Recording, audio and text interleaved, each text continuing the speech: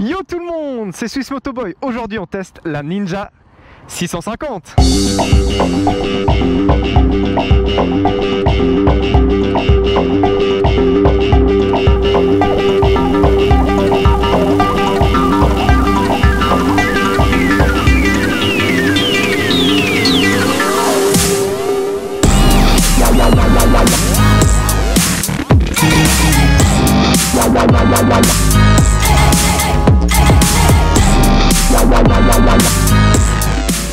Je tenais tout de suite à remercier Pôle Mécanique qui m'ont encore une fois prêté une moto. Je les en remercie grandement. De nouveau, si vous voulez aller y faire un petit tour, il se trouve à Vic, juste au-dessus de Gland. Bien entendu, toutes les informations pour Pôle Mécanique seront dans les commentaires. Parlons maintenant un petit peu de cette moto. Alors, pour les petites informations, donc on a affaire à de nouveau un bicylindre comme sa sœur la Z650 ou la Z650 RS de 649 cm3 qui développe 50,2 kW ou 68 chevaux à 8000 tours minute. Elle a un réservoir de 15 litres et une selle de 790 mm qu'on peut rabaisser de 30 cm avec la selle basse ou relever de 30 cm avec la selle haute, qui sont bien sûr en option. Et contrairement à ses deux sœurs, elle est un petit peu plus lourde, donc avec 193 kg. Alors on parle d'environ 5 kg de différence, c'est pas grand chose, c'est surtout la petite partie de carénage qui va faire ça.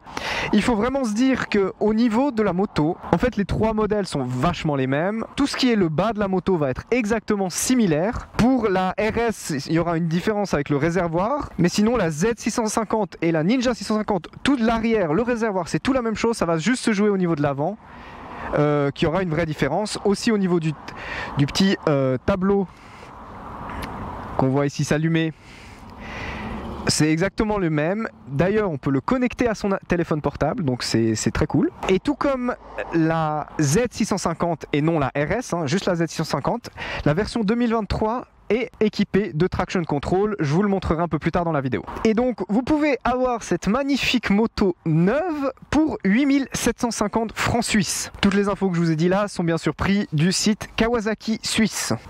Dans les petites options qui sont encore possibles pour cette moto, effectivement, il y a la possibilité de mettre une prise 12 volts à cet endroit-ci. Vous avez aussi la possibilité, là je prends de nouveau du site Kawasaki, de changer toute la ligne d'échappement pour mettre une ligne à Krapovic.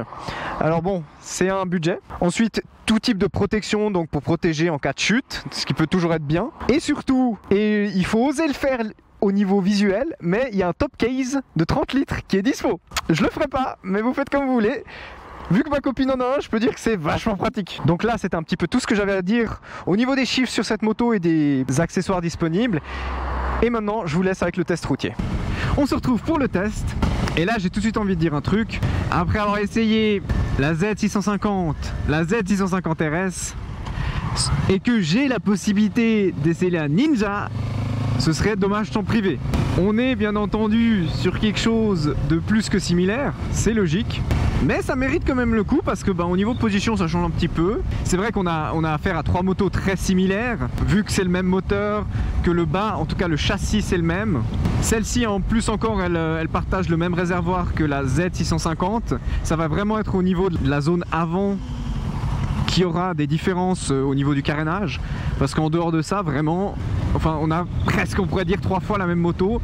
C'est juste qu'après c'est au niveau de l'envie de chacun. Est-ce qu'il veut plus quelque chose avec un look sportif, est-ce qu'il veut plus quelque chose roadster moderne ou quelque chose de plutôt style rétro. C'est vraiment ça, et c'est ça qui est très cool, c'est que ça laisse un bon petit choix et que pour finir, peu importe la moto que tu choisis, et tu seras à l'aise. Et vu que c'est un moteur qui est pour moi très bien fait, agréable à conduire, et peu importe sur quel véhicule, voilà, t'es très vite à l'aise. Moi je trouve vraiment cool à ce niveau là. Bon, j'ai hâte de voir parce que elle bouge beaucoup. J'ai pas l'impression qu'elle bougeait autant sur les autres vidéos. Bon là elle a un peu, j'ai dû l'accrocher de manière un peu plus fantaisiste que d'autres fois, mais bon, on verra.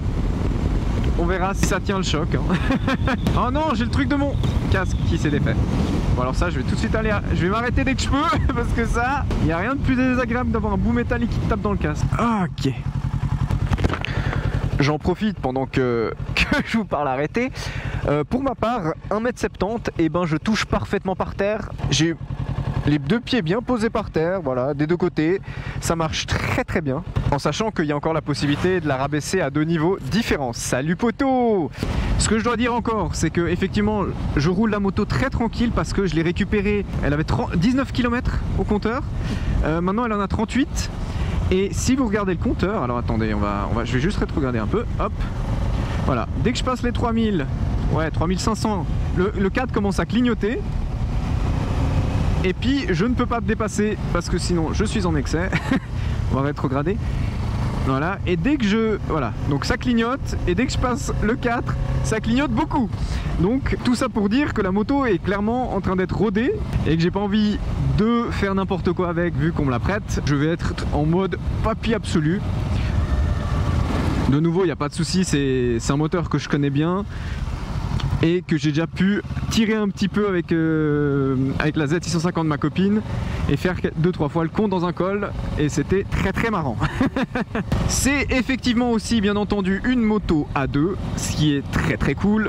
Donc elle est bridable à 35 kW en sachant qu'elle en a, comme je l'avais dit avant, 50,2 de tête. J'ai l'impression de parler comme un commentateur et je me sens un petit peu débile.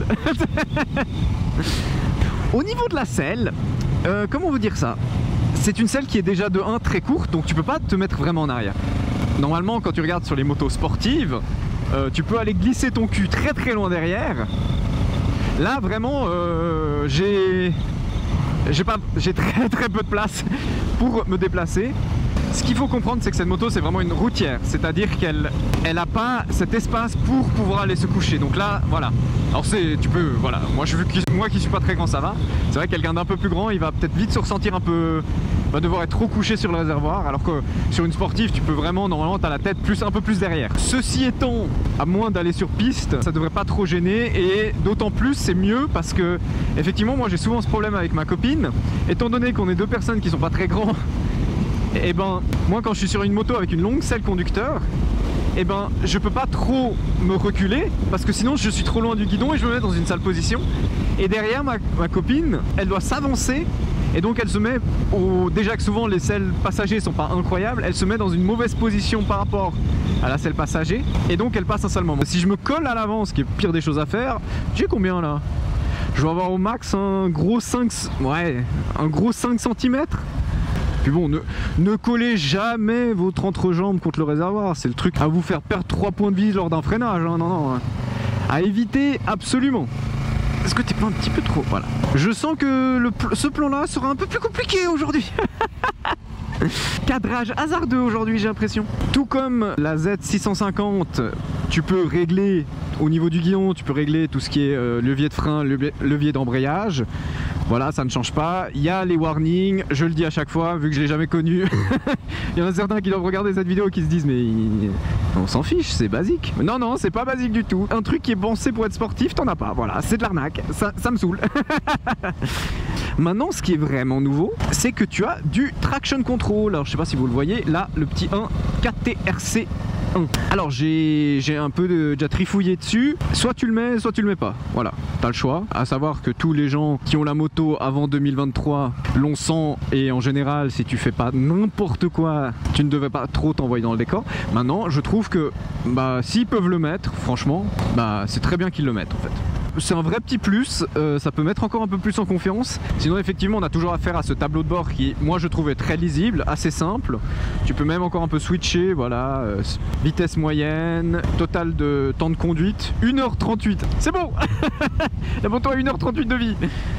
La batterie, l'état de la batterie et tout, voilà, tu as quelques informations. Combien tu as de kilomètres encore à disposition? C'est quelque chose, je ne l'avais pas sur mes premières motos, maintenant je commence à l'avoir sur certaines. C'est fantastique de pouvoir prévoir au cas où tu te retrouves loin d'une station et pas juste rouler avec tout qui clignote et t'es là. Sinon, il y a un point sur cette moto qui est pour moi positif et négatif. Maintenant, je trouve un petit peu que sur cette moto, c'est un petit peu dommage parce que visuellement, je trouve que le guidon ressort trop du carénage. Soyons clairs, c'est à 100% du look, etc. Mais moi, je trouve que c'est dommage parce que je le compare à la 300. Quand tu te mets dessus après avoir conduit des vrais sportifs, tu te trouves aussi que c'est plus une sportive en fait, que tu es assis déjà beaucoup plus droit. Mais c'est un entre-deux. Maintenant, je suis très preneur de ce guidon très droit qui revient vers toi.